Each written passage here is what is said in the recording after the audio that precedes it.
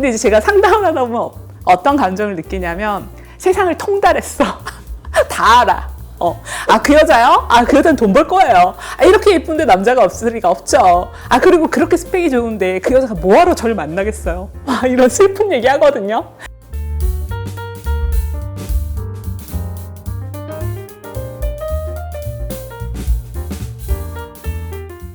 안녕하세요. 연애 읽어주는 여자입니다. 제가 오늘은 PD님들과 얘기 나눴듯 3040 남자분들이 결혼을 포기할 수밖에 없는 이유에 대해서 한번 얘기 나눠볼 건데요. 아마 이렇게 얘기할 거예요. 돈이 없어서 집을 사야 되는데, 또는 여자분들이 너무 조건을 따지니까 내가 원하는 사람을 만나지 못해서, 여러 가지 이유들이 있을 텐데 제가 오늘 정리해서 말씀드려 볼게요. 제가 이제 결정사를 운영하는 대표이기도 하고 실제로 필드에서 상담도 많이 하는데, 3040 남자분들이 결혼을 하려고 결정사에 오시잖아요. 그랬을 때 그 남자분들이 이런 얘기 많이 해요. 제가 여자를 만날 수 있을까요? 또는 내가 원하는 사람을 만날 수 있을까요? 첫 번째는 내가 원하는 사람을 만날 수 있을까라는 부분이에요. 정말 눈이 뒤집히게 진짜 이 사람이다 라는 판단이 들면, 소위 말해 임자 만났다 라는 느낌을 주면요, 차 떼고 포 떼고 이런 게 없어요. 조건 막 따지는 게 없습니다. 그런데 기본적으로 결혼할 만한 사람을 만나지 못해서이지 않을까라는 생각을 해보는 거예요. 돈도 중요하고 뭐도 중요하고 다 중요하겠죠. 그러나 제일 중요한 건 이 사람이다 라는 느낌을 받지 못하기 때문이에요. 아마 이 부분에 대해서 모두 다 공감할 텐데, 내가 어떤 사람을 만났을 때 결혼하고 싶은지 물어봐요. 그러면 본인도 모르는 경우가 많아요. 어떤 사람 만나고 싶어요? 라고 물으면 그냥 탁 숨이 막혀 하는 사람이 있어요. 소위 말해 직업이 좋거나 연봉이 높거나 저는 그러면 좋을 것 같아요 라고 얘기하는데, 그 조건에 해당되는 사람을 소개시켜 봤자 애프터가 잘 안 되거나 뭔가 이성적 끌림 못 느끼겠어요 하는 경우가 되게 많아요. 허무하다라고 말하는 사람들이 꽤 많다라는 거예요. 배우자는요, 내가 어떤 부분에서 결핍을 느끼고 있는지, 내가 어떤 부분에 좀 매몰되어 있는지, 그 부분에서부터 이걸 좀 풀어가야 돼요. 자, 내가 어렸을 때부터 예쁜 여자만 보면 눈이 확 뒤집혀. 그냥 그 여자의 직업이나 나이나 학력이나 다른 건 없어. 그냥 내 목숨을 바쳐서 저 여자라면, 저 사람이라면 이런 거에 꽂혀있는 사람이야. 그러면 죽었다 깨나도 그 사람은 외모를 볼 수밖에 없다라는 거예요. 그리고 어떤 사람은 나는 어렸을 때 저축도 해보고 재테크도 해보고 그리고 부동산 투자도 해보다 보니까 직업보다 돈이 중요하구나. 그리고 부모가 재산이 많은 것보다는 본인이 성실하게 또는 투자를 해서 돈을 좀 알차게 모아본 본인 자산이 좀 중요하구나 라는 개념이 장착된 분들이라면, 이성의 본인 가치, 소위 말해 본인의 능력을 보실 거예요. 그게 충족이 됐을 때 와, 사람하고 결혼하면 좋겠다 라는 생각을 가진다라는 거죠. 이처럼 사람은 내가 부족한 부분, 내가 갖고 싶은 것, 내가 젊을 때 노력을 해서 얻은 것에 대해서 그 부분에 대해서 만족을 할 수 있는 배우자를 찾는다라는 거예요. 누구나 다 어떤 사람 만나고 싶으세요? 어떤 배우자 만나고 싶으세요? 라고 물어보면 남자분들은 그냥 어리고 예쁘면 좋지 않을까요? 라고 하지만, 이거는 그냥 객관적으로 얘기하는 거일 뿐, 1대1로 대면해서 상담할 때에는 모든 사람들이 원하는 배우자 조건은 똑같지 않더라. 제일 중요한 건 내가 어떤 사람을 원하는지, 그 부분에 대해서 상담이 일단 필요할 것 같고요. 그리고 두 번째, 내가 원하는 사람에 대한 조건이 어느 정도 픽스가 됐다라고 하면 다른 부분에 대해서는 좀 유연하게 보라는 거예요.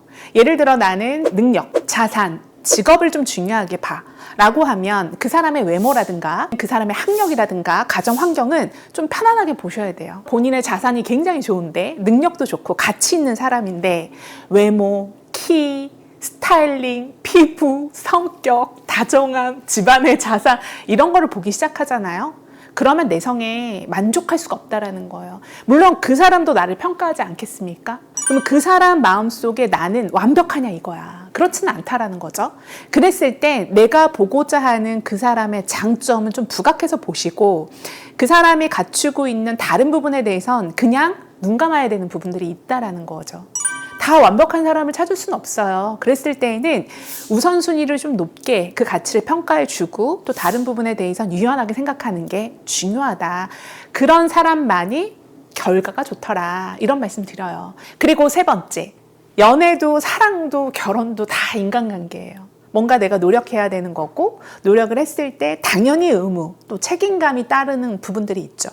내가 연애를 안 하고 혼자 산다라고 했을 때에는 그냥 설거지 안 해도 되고 청소 안 해도 되고 아무렇게나 옷 입고 다녀도 되고 자기 관리 잘 안 해도 돼요.